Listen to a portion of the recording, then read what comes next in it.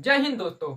आप लोग का एजुकेशन आर्ट ट्रिक्स में स्वागत है। आज हम आप लोग को मोरवेंस पढ़ाएंगे। यह हमारा पार्ट 2 है। पार्ट 1 जितने भी भाई नहीं देखे हैं हमारे चैनल पे जाके पार्ट 1 जरूर देखें। और आज हम पार्ट 2 में आप लोग को पढ़ाएंगे क्या, इसमें हम अशोक के बारे में बताएंगे, अशोक के पूरे जीवन काल के बारे में बताएंगे और हम लास्ट में आपको एक ट्रिक भी बताएंगे। अगर आपको ट्रिक देखना है तो वीडियो को लास्ट तक जरूर देखिएगा। देखिए, हम ट्रिक बहुत अच्छा ही बनाए हैं।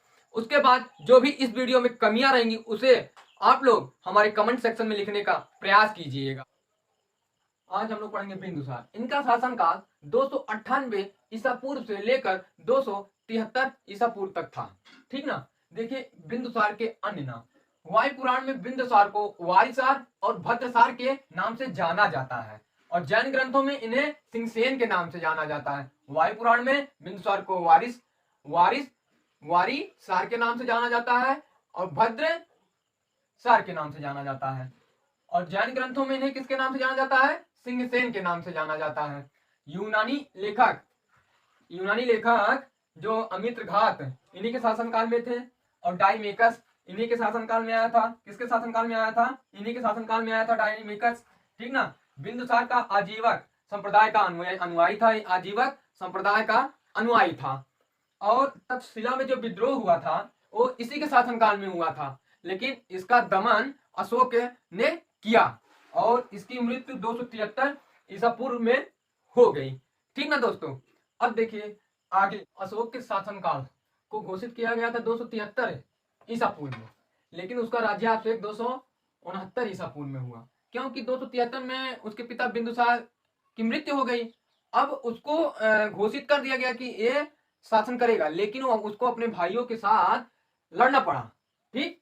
अब उसने जब अपने भाइयों के साथ लड़ा तो उसको पूर्ण रूप से अधिकार 269 ईस्वी में और क्या किया, गद्दी पे सिंहासन पर बैठ गया। अब अशोक की माता का नाम शुभधांगी मिलता है। ठीक। तथा अशोक के अन्य नाम क्या थे? प्रारंभ में अशोक को बहुत क्रोधी प्रारंभ में क्या थे? अशोक को बहुत क्रोधी स्वभाव का माना जाता था, बहुत क्रोधी स्वभाव का माना जाता था, जिस वजह से उसे कामाशोक या चंडाशोक कहा जाता था। क्या कहा जाता था? कामाशोक या चंडाशोक कहा जाता था। गुजरा और मास्की अभिलेख में अशोक का नाम अशोक मिलता है। ये पेपर में बहुत बार आता है, हम भी बहुत बार पेपर में देखे हैं कि ये पेपर में बहुत आता है। ठीक ना। गुजरा और मास्की अभिलेख में अशोक का नाम क्या मिलता है? अशोक मिलता है। अब देखिए, बौद्ध ग्रंथ दीपवंश में अशोक का नाम प्रियदर्शन या प्रियदर्शी मिलता है। किस ग्रंथ में? बौद्ध ग्रंथ में कौन 61 नाम मिलता है? प्रियदर्शी या प्रियदर्शन मिलता है।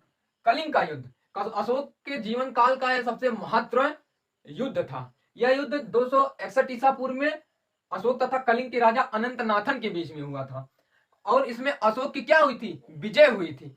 इस युद्ध में बहुत ज्यादा रक्त बहा था, इसलिए उसी समय अशोक का हृदय परिवर्तन हो गया और वह क्या किया? हिंसा का मार्ग छोड़ दिया। क्या किया? हिंसा का मार्ग छोड़ दिया और अपने शासनकाल में फिर युद्ध नहीं लड़ा।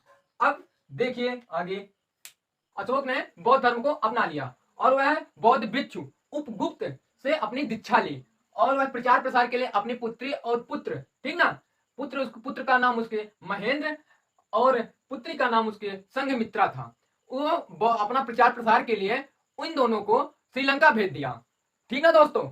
अब देखिए, कलिंग युद्ध के बाद अशोक ने धम्म नीति को अपनाया। ये जो धम्म नीति होती क्या है? यह बौद्ध धर्म से संबंधित है। धम्म नीति आया समझ में? अब देखिए कि 3 बौद्ध संगीत 250 ईसा पूर्व में अशोक के शासनकाल में हुआ। ठीक, 3 बौद्ध नीति। अब अशोक ने 2 नगरों की स्थापना की। ठीक ना, जिसका नाम कश्मीर का नगर और ललितपुर पाटन। ठीक। और सांची के स्तूप का निर्माण भी अशोक ने मध्य प्रदेश में किया।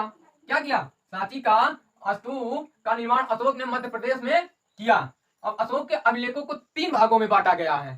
ठीक ना। ये देखिए, शिलालेख, ठीक, स्तंभ लेख, गुहा लेख।